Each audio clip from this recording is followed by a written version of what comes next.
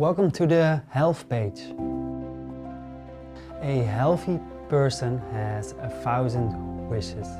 A sick person has only one.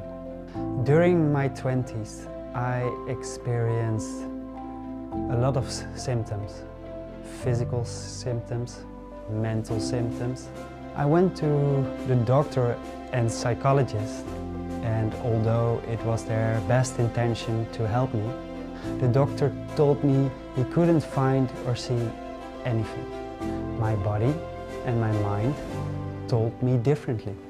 This moment in my life motivated me to reinvent myself, and I created new habits for amazing health.